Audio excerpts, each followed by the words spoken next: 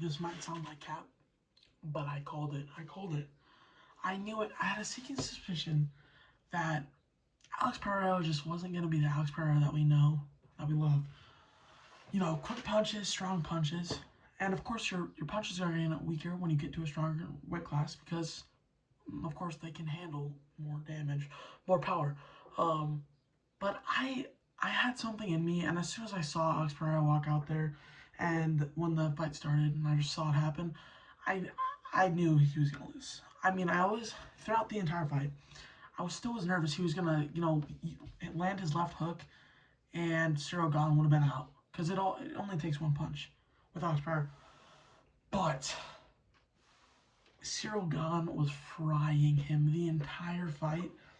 And it's exactly what I thought. Cyril Gahn is a quick fighter. He still has power, though. He's precise. He lands his punches when he wants to.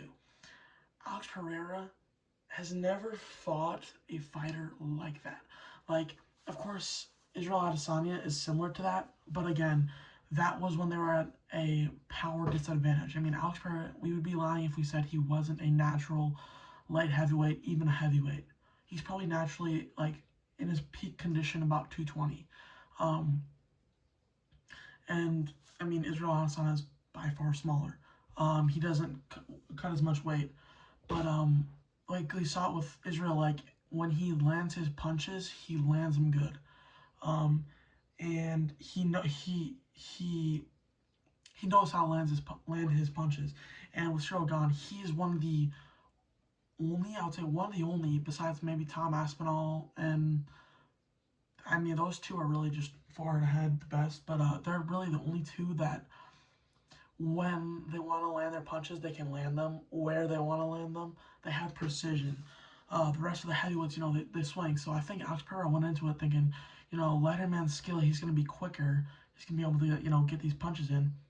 You're facing Cyril Gahn here. I think people act like Cyril Gahn is a bum.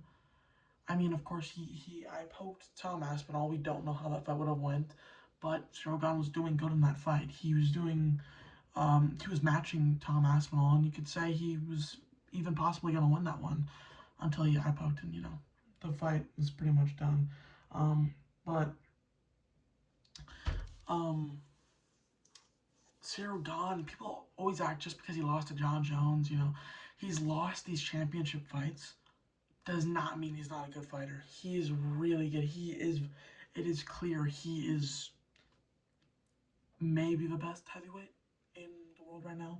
I mean, Tom Aspinall, there's a lot of stuff going on with Tom Aspinall, but we could argue that Cyril Gahn is the best heavyweight in the world, and I wouldn't even hate that argument.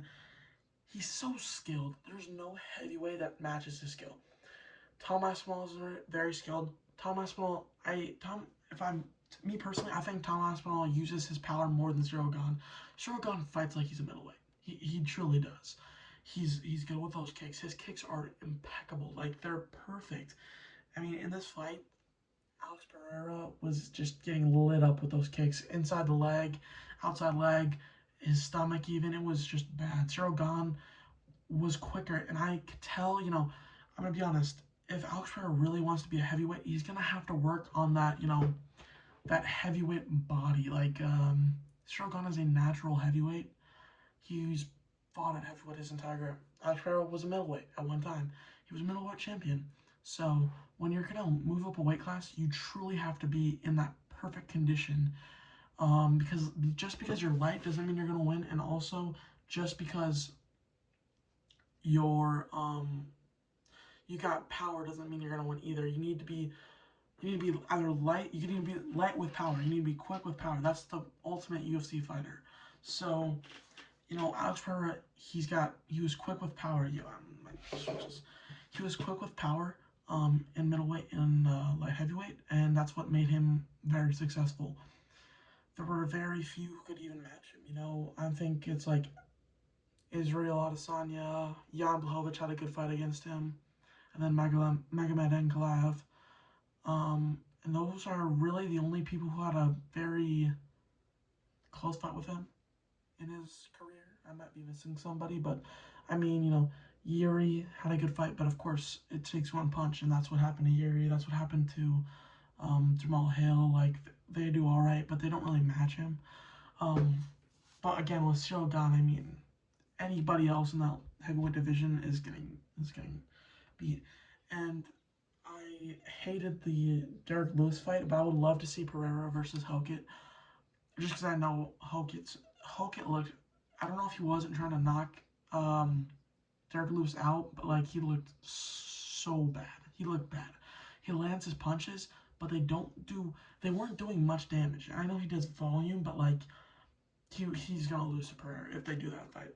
Anyways, but going back to the main video, Cyril Gane, that was one of the best fights I've ever seen. I don't think Pereira landed like 5 solid punches and a few good kicks, and there was nothing else he did.